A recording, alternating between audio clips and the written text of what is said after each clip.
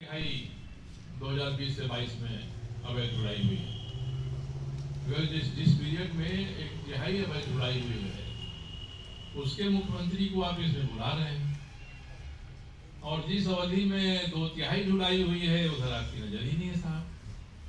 ये तो गनीमत है कि ईडी ने चार्जशीट में ये सब डाल दिया, क्योंकि ये सब नहीं डालते तो उनकी चार्जशीट ही नहीं बनती और कोर्ट में खारिज हो जाती।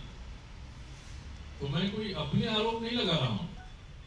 ईडी ने न्यायालय में जो चार्जशीट दिया है 500 पन्नों का, वह दस्तावेज ये कहता है। तो जब आपने डाल दिया साहब, तो आपने किया ना कार्रवाई इसके बारे में जानने के लिए। प्रेम प्रकाश उस समय भी था और प्रेम प्रकाश आज भी है। एक कॉमन फैक्टर प्रेम प्रकाश का है। तो प्रेम प्रकाश के मामले में 2020 के बाद कार्रवाई होगी और 2020 के पहले 5 साल पर कार्रवाई नहीं होगी। ये होगा तो ईडी की विश्वसनीयता इससे खतरे में पड़ेगी। दूसरा, हेमंत सोरेन को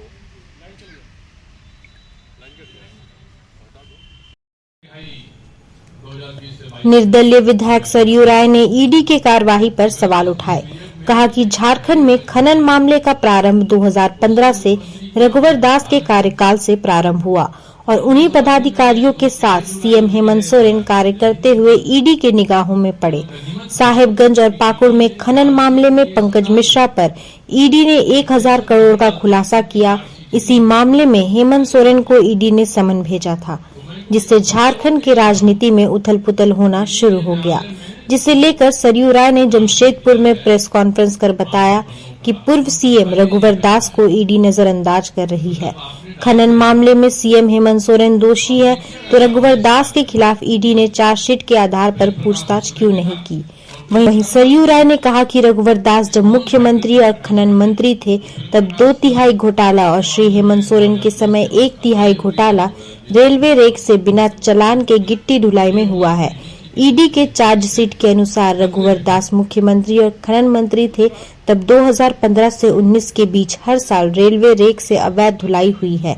यह धुलाई 2015-16 से 19-20 के बीच 233 रेक से किया गया है और रघुवर दास सरकार में वसूली एजेंट प्रेम प्रकाश की कंपनी सीटीएस इंडस्ट्री ने अवैध धुलाई किया था। वहीं सरयू राय ने कहा कि हेमंत सोरेन सरकार पर तो सिर्फ गिट्टी घोटाले का आरोप है, जिसमें उनके प्रतिनिधि पंकज मिश्रा को मुख्य अभियुक्त बनाया गया है, पर रघुवर दास पर तो गिट्टी घोटाले के साथ ही मनरेगा घोटाले का आरोप भी है, जो ईडी के चार्जशीट से साबित होता है, जिसके आधार पर पूजा सिंघल पर ईडी ने मुकदमा दर्ज किया है।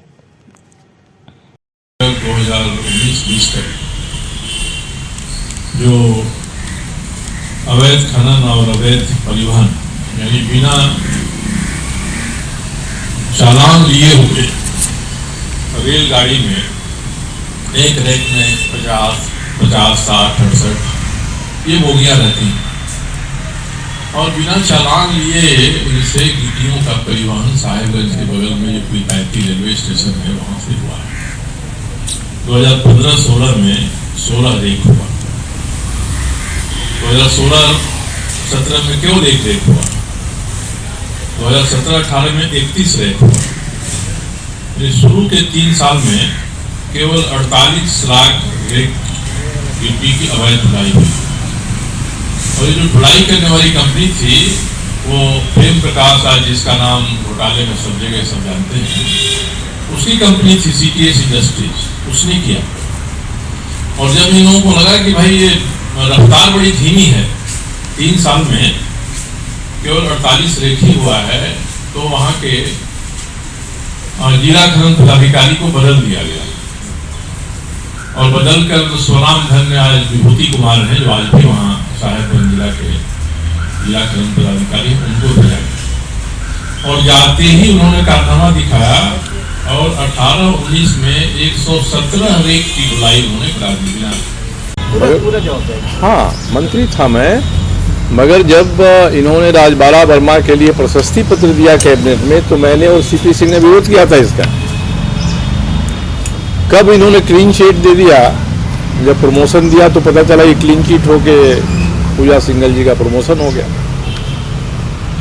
तो ये बात तो विभाग में संबंधित विभाग और मुख्यमंत्री के बीच में रहती है। अगर किसी को लगे कि हम लोग भी इसमें शामिल हैं तो हम लोगों से भी पूछताछ कर ले इसके बारे में भाई कि आपकी सरकार थी, आपका क्या कहना है।